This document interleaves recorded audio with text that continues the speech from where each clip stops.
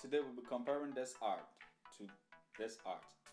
This is my art, and there was a challenge between me and Whitney about a Gollum Smith hiding from a vampire holding a dagger. I started by doing a little bit of character sketch to make sure I get who my character will be and how I'm going to make the settings play. What I was thinking when I started to draw was that I'll make the vampire be the hunted and the Golden Smith the hunter. Because all the time we know that the vampires are the most powerful, most charming, and always be the one to be hunting. But the Golden Smith was something different. We've never heard of a Golden Smith before. I don't know what this character looks like. So we have to make that character. I first started by drawing a human to represent that character because a Golem Smith can mean a human who smiths Golem or create a Golem. But that didn't really suit the settings very well because I wanted the Golem Smith to be the one who hunts the vampire. So as I put in the human and started creating the back in the environment, I made sure that the environment looked like a place where the vampire can be hunted. So the environment was a little bit light. You could see light in it. And I put a little bit of light on top of the vampire so that the vampire would look dazed or weak by looking at the light. The most challenging part of this whole drawing was the stone.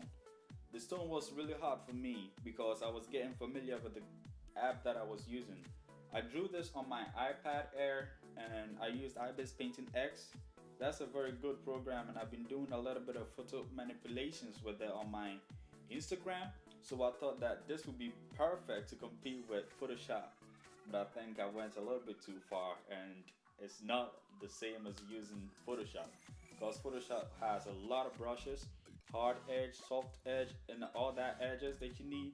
But this one, I wasn't really sure which one would be the hard edge or the soft edge. Mostly because I'm an amateur in this program and I'm getting familiar with it the more that I use it. And this time I wasn't really a pro at using IBIS Paint X, and I was choosing every other brushes that I went along to try and see which one would work perfectly.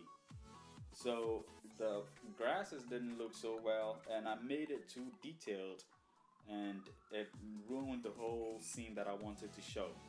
If I was to redo this whole thing again, the things that I would have changed was the environment, how the environment looked like right now. It looks so bright for the vampire to play a role in it. Because by playing a role in the environment, the vampire is the one of someone who can't see light. And being in the light means that the vampire is a little bit, maybe a half human, or the setting is wrong. So I think that the environment was something that I lost, but something that I feel like I captured was the Gollum Smith being the hunter. I don't know what you think about it, so I'll make you do the decision if I got this or Whitney got this one right. So I'll leave it to Whitney. Hey guys, my name is Whitney and I did the What to Draw challenge with Bright. So if my video looks a bit choppy or it at some point it jumps completely, it's because I was using OBS and during some times it just completely shut off. So please bear with me. So how I started with mine was that I looked up dynamic poses for the vampire because I wanted to make him look predatory, like he was hunting for something. And if you look at his face, the vampire doesn't look like human, he looks more like a bat. And that's because that week that I was drawing this piece, I had went to the Museum of Natural History with one of my best friends, and we saw this short documentary of bats. And I remember this little bat that they showed, it had like a short snout, like large ears, and a weird gangly body. It just looked gross. So I translated those features onto the vampire. So I decided to make my piece monochromatic because if I decided to make it all in different colors, it would have taken much longer than it originally did.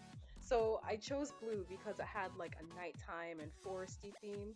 And with the golem, I kind of went the same way as Bright. And when I sketched it out, I started sketching it out as a human being. But then I remembered it's a golem smith. Now, no one really knows what a golem smith is. There's like a golem and a smith together. So I just looked up Golemsmith in Google and I found golems, and they were these like large rock creatures. But I wanted my golem to be a bit more vulnerable because I wanted him to be hunted.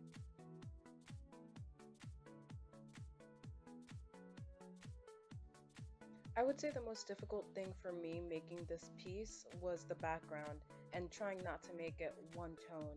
It was difficult for me to figure out how to make things stand out, but at the same time not make it look so out of place. I also wish I had added more light within the picture just to brighten it a bit. I feel like some elements of it are too dark and they kind of get lost within the shades of blue, but that's one thing I would change.